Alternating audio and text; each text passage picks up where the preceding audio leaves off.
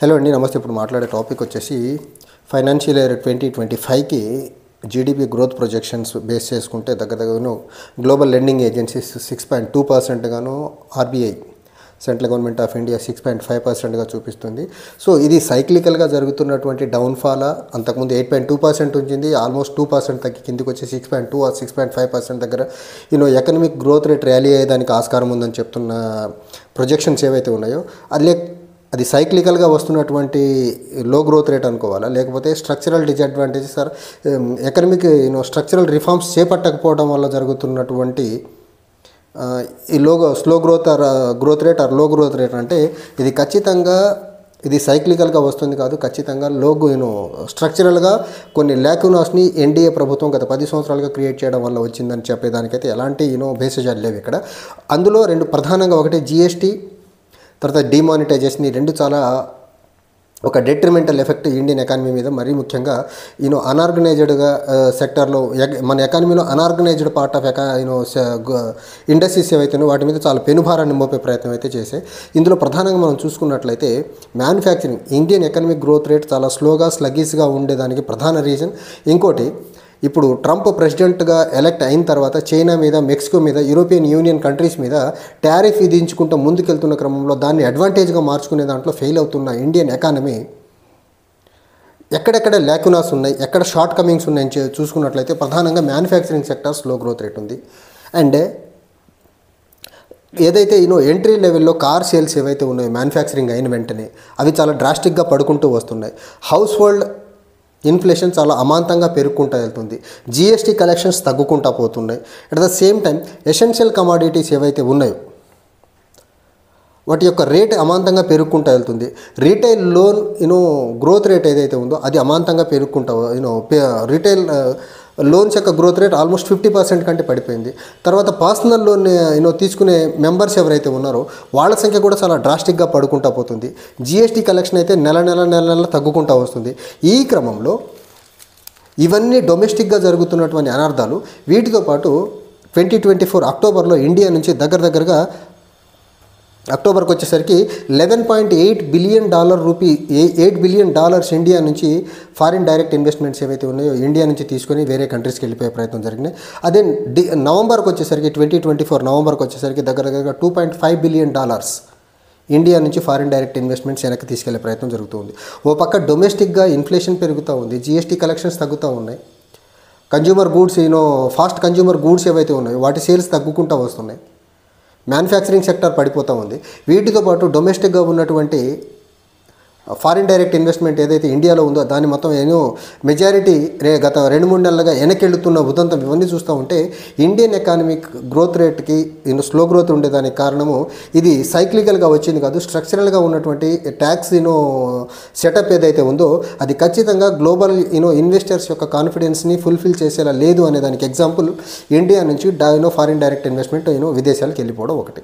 తర్వాత నేను ఇందాక బిగినింగ్లో చెప్పినట్టు ట్రంప్ ప్రెసిడెంట్ అయిన తర్వాత టారిఫ్ ఏదైతే 100% tariff or 50% tariff, 60% tariff European Union, Mexico as well as China మీద విధించాలనుకుంటున్నారో ఇలాంటి దేశాల్లో టారిఫ్ విధించిన క్రమంలో ఇండియాకు ఒక అడ్వాంటేజెస్ పొజిషన్ ఏర్పడుతుంది. ఇన్వెస్ట్మెంట్ని అట్రాక్ట్ చేసి ఇండియాకి యూఎస్కి మధ్య కనెక్షన్స్ బెటర్గా తీసుకెళ్ళి ట్రేడ్ రిలేషన్ని బెటర్ చేసుకునేదానికి, దాన్ని ఏమన్నా స్ట్రెంగ్తెన్ చేసి ముందుకెళ్ళేదానికి ఏమైనా ఆస్కారం ఉందా అంటే ఇక్కడ అదానీ అనే ఒక వ్యక్తి, అతని మీద అమెరికాలో బుక్ అయిన కేసులు పర్యవసానం అన్నీ చూసుకున్నట్లయితే ఏ ఇన్వెస్టర్ కూడా ఇంత దారుణంగా గవర్నమెంట్ ఒక వ్యక్తిని ప్రమోట్ చేసుకుంటూ ముందుకెళ్తూ స్కామ్స్ చేసుకుంటూ ముందుకెళ్ళే వ్యక్తిని ప్రమోట్ చేసుకుంటూ వేరే ఇన్వెస్టర్స్ కాన్ఫిడెన్స్ని దెబ్బతీసే ప్రయత్నాలు ఏవైతే జరుగుతున్నాయో ఈ చైనా లేకపోతే Mexico as well as European union countries నుంచి ఆ ట్రంప్ విధిస్తున్నటువంటి టారిఫ్లని తగ్గి ఇవేట్ చేసుకుని ఇండియాకి వచ్చి ఇన్వెస్ట్ చేయాలంటే ఇక్కడ గవర్నమెంట్ ఆఫ్ ఇండియా నుంచి కండూజివ్ పాలసీస్ లేకపోవడం, అదానీ ఆర్ అంబానీ సెంట్రిక్గా వాళ్ళకు అనుకూలమైన పాలసీస్ తీసుకురావడం వల్ల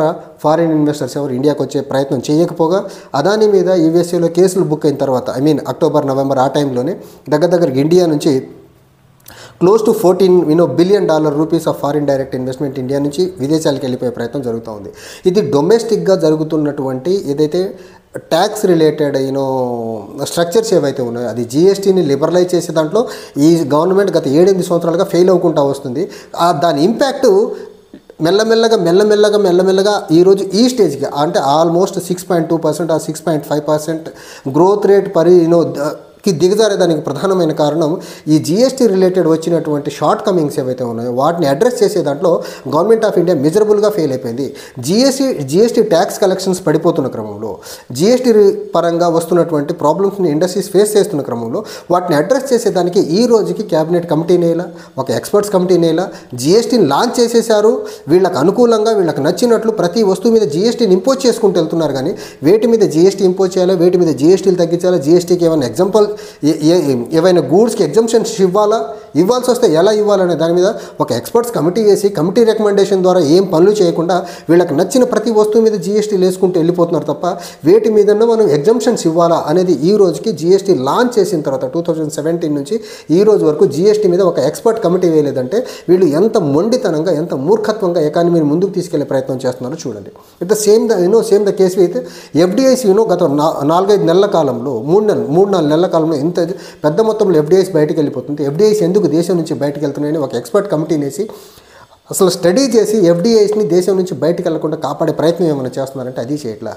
ఒక పక్క ఎఫ్డిఐలు విదేశాలకు సంబంధించిన ఎఫ్డిఐలు బయటకు వెళ్ళడమే కాకుండా దేశంలో ఉన్న ఇన్వెస్టర్స్ కూడా వేరే దేశాలు వెతుక్కుంటూ వెళ్ళి అక్కడ పెట్టుబడులు పెట్టే ప్రయత్నం చేస్తున్నారంటే నరేంద్ర మోదీ యొక్క గవర్నమెంట్ ఇక్కడ స్ట్రక్చరల్గా అడ్జస్ట్ చేయాల్సినటువంటి ఎకనామిక్ రిలేటెడ్ రిఫార్మ్స్ ఏవైతే ఉన్నాయో వాటిని తీసుకోవడంలో చాలా మిజరబుల్గా ఫెయిల్ అయిపోతుంది.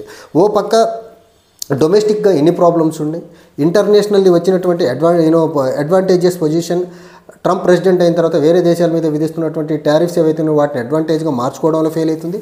ఇంకో పక్క జియోపాలిటీ పాయింట్ ఆఫ్ వ్యూలో చూసుకుంటే ఇండియా అండ్ ఇట్స్ నేబరింగ్ కంట్రీస్తో ఏ కంట్రీతో కూడా సఖ్యత, బంగ్లాదేశ్తో సఖ్యత లేదు, మియాన్మార్తో సఖ్యత లేదు మనకు, శ్రీలంకతో సఖ్యత లేదు మనకు, మాల్దీవ్స్తో సఖ్యత లేదు, చైనా లాంటి దేశాలతో సఖ్యత లేదు. ప్రతి దేశంతో ఏదో ఒక అంశంలో వైరం, ప్రతి దేశంతో ఏదో ఒక అంశంలో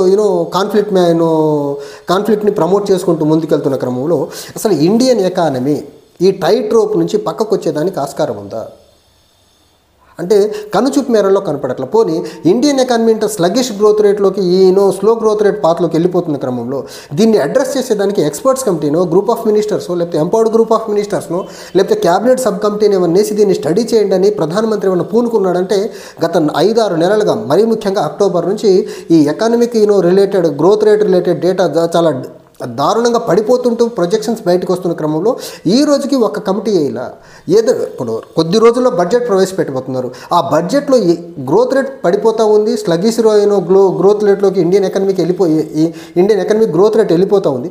ఈ క్రమంలో దీన్ని రివైవ్ చేసేదానికి ఏదన్నా మెజర్స్ ఏమైనా ఇచ్చేదానికి ఒక ఎక్స్పర్ట్స్ కమిటీ ఏమైనా వేసాడంటే అది చేయట్లా. కొద్ది రోజుల్లో బడ్జెట్ ఉంది.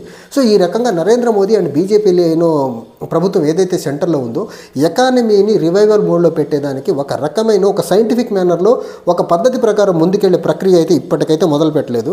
మన స్ట్రక్చరల్ రిఫార్మ్స్ పరంగా చూసుకున్నట్లయితే 1991 ఎల్పిజి రిఫార్మ్స్ తర్వాత కొద్దిపాటి చిన్న రిఫార్మ్సే టేకప్ చేశారు తప్ప ఈ రోజుకి మళ్ళీ 1991 లాంటి పెద్ద మొత్తంలో రిఫార్మ్స్ ఏమైనా తీసుకొచ్చి global economic standards or global economic growth rate related సైకిల్కి మనం ఇండియన్ ఎకానమీని మ్యాచ్ అయ్యేదానికి ఏదన్నా ఒక ఎక్స్పర్ట్స్ కమిటీని వేసి పెద్ద మొత్తంలో reforms global needs or global స్టాండర్డ్స్ని మీట్ అయ్యేలా ఏమైనా చేస్తున్నారంటే చేసేదానికి కన్సూప్ మేరలో ఆస్కారం అయితే కనపడట్లేదు. ఒకటి ఈ రకంగా మరీ ముఖ్యంగా ఎల్పిజి రిఫార్మ్స్ తర్వాత ఒక సెక్టర్ని అద్భుతంగా ఏమైనా నెగ్లెక్ట్ చేశారంటే అగ్రికల్చర్ సెక్టర్ని చాలా అద్భుతంగా నెగ్లెక్ట్ చేశారు.